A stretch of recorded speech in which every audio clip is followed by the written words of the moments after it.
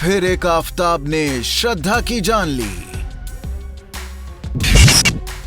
35 टुकड़े करने वाले दरिंदे की दास्तान। मुंबई से दिल्ली तक, लिव इन से मर्डर तक, श्रद्धा को कैसे बेरहमी से मारा। बर्बर क्रूर आशिक का कबूलनामा। यस, आई किल्ड श्रद्धा। एक लड़की को सिर फिरे दरिंदे से प्यार करने की इतनी बड़ी सजा मिलेगी, किसी ने सोचा नहीं था। इस मर्डर मिस्ट्री को पूरा सुनकर आपके रोंगटे खड़े हो जाएंगे। यूं तो दिल दहला देने वाली इस मर्डर स्टोरी की शुरुआत मुंबई में हुई, लेकिन इसका अंत बेहद खौफनाक तरीके से दिल्ली में हुआ।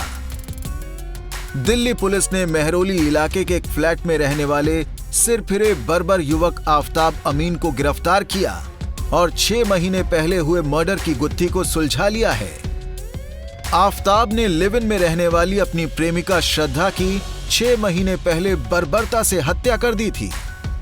बर्बरता की ये कहानी यही नहीं रुकी। आफताब ने हत्या के बाद श्रद्धा के शव को 35 टुकड़ों में काट दिया और अपने ही घर के फ्रिज में तब तक रखा जब तक एक एक कर उसे ठिकाने नहीं लगा दिया। आफताब ने मर्डर के 6 महीने बाद पुलिस के सामने अपना जुर्म कबूल लिया है। आइए आपको शुरुआत से बताते हैं कि श्रद्धा और आफताब कब और कैसे एक दूसरे से मिले, फिर कैसे श्रद्धा का प्यार परवान चढ़ा और अंत में श्रद्धा को आफताब ने किस बेरहमी से मार डाला। मुंबई में मिले थे श्रद्धा और आफताब। श्रद्धा महाराष्ट्र के पालघर की रहने वाली थी। दोनों की मुंबई में एक कॉल सेंटर में मुलाकात हुई। यहीं से दोनों को प्यार हुआ और दोनों ने शादी की योजना बनाई, लेकिन श्रद्धा के घर वाले शादी के खिलाफ थे। श्रद्धा और आफताब दोनों 3 साल से रिलेशन में थे। 8 मई 2022 को दिल्ली आए श्रद्धा और आफताब। जब श्रद्धा के घर वाले शादी के लिए नहीं माने तो दोनों भागकर इसी साल 8 मई को दिल्ली आ गए। पहले पहाड़गंज में एक होटल में रुके, फिर साउथ दिल्ली में रहने लगे। साउथ दिल्ली के बाद 15 मई को मेहरौली के जंगल के पास एक फ्लैट किराए पर लिया और 18 मई को आफताब ने मर्डर कर दिया। यानी कि दिल्ली पहुंचने के 10 दिन के अंदर आफताब ने श्रद्धा की बेरहमी से गला दबाकर हत्या कर दी। शव को 35 टुकड़ों में काटा।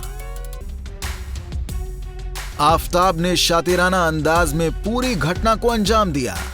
मर्डर के बाद उसने इंटरनेट पर शव को काटने का तरीका सर्च किया और फिर श्रद्धा के शरीर को आरी से 35 टुकड़ों में काट दिया। फिर उसे अपने ही घर में फ्रिज में रखा। रात के सन्नाटे में 18 दिनों तक वो रोज एक एक 2-2 करके पॉलिथीन में भरकर शहर के सुनसान इलाके में उसके शव के टुकड़ों को ठिकाने लगाता रहा और किसी को कानो कान खबर तक नहीं हुई। पड़ोसियों तक को भनक नहीं लगने दी। शव से बदबू ना आए, इसके लिए वो अगरबत्ती जलाता था, परफ्यूम छिड़कता था। शातिर दिमाग आफताब ने कोई प्रूफ ना रहे, इसके लिए सोडियम हाइपोक्लोराइड्स से सब साफ कर दिया।